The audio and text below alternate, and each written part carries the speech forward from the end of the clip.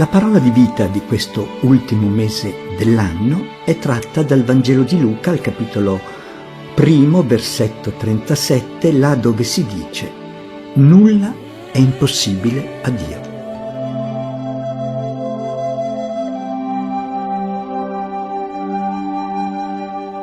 Siamo al racconto dell'Annunciazione. L'angelo Gabriele si reca da Maria di Nazaret per farle conoscere i piani di Dio su di lei. Concepirà e darà alla luce un figlio, Gesù, che sarà grande e sarà chiamato Figlio dell'Altissimo. L'episodio si colloca in continuità con altri eventi dell'Antico Testamento che hanno portato in donne sterili o molto anziane a nascite prodigiose i cui figli avrebbero dovuto svolgere un compito importante nella storia della salvezza.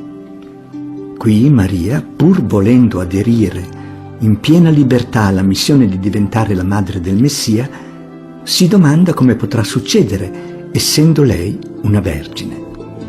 Gabriele le garantisce che non sarà opera di uomo, lo Spirito Santo scenderà su di te e la potenza dell'Altissimo ti coprirà con la sua ombra. E aggiunge: nulla è impossibile a Dio.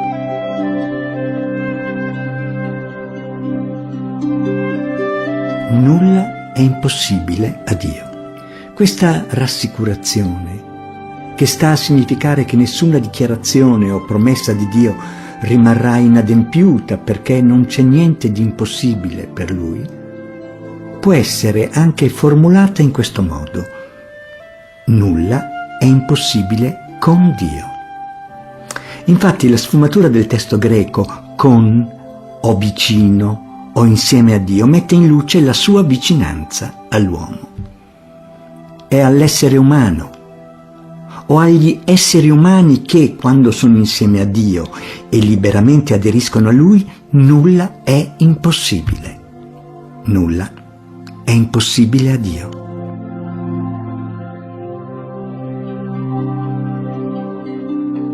Come mettere in pratica questa parola di vita? Innanzitutto credendo con grande confidenza che Dio può agire anche dentro e al di là dei nostri limiti e debolezze, come pure nelle condizioni più oscure della vita.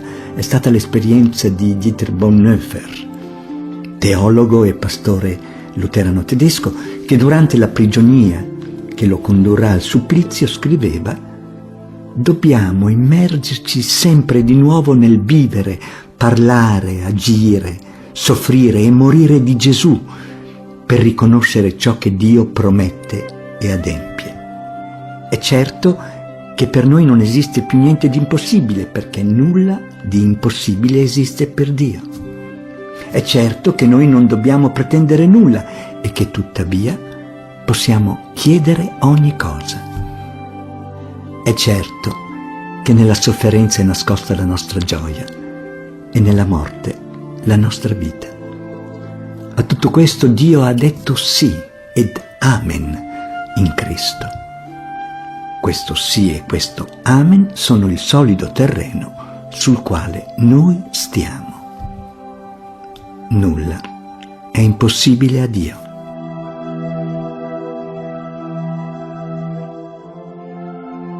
Nel cercare di superare l'apparente impossibile delle nostre insufficienze per raggiungere il possibile di una vita coerente, un ruolo determinante lo svolge la dimensione comunitaria, che si sviluppa là dove i discepoli, vivendo tra loro il comandamento nuovo di Gesù, si lasciano abitare singolarmente ed insieme dalla potenza del Cristo risorto.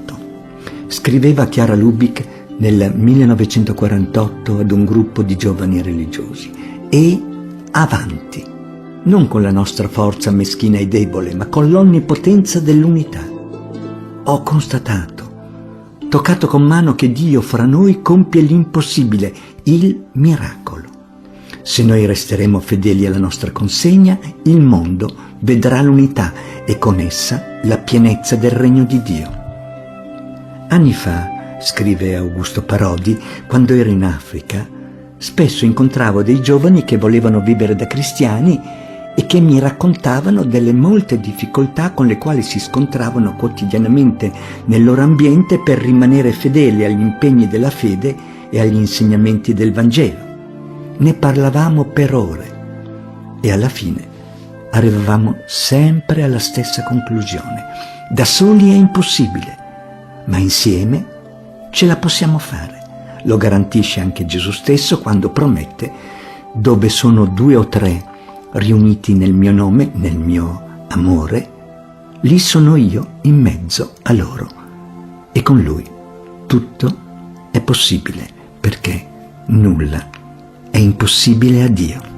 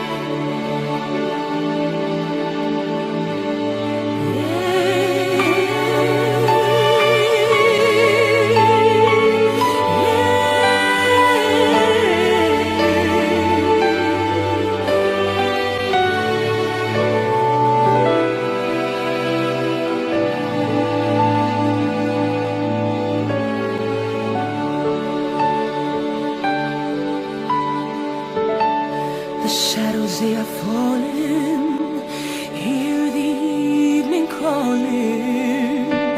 The mountains they call out to me, and the whisper of your voice I hear.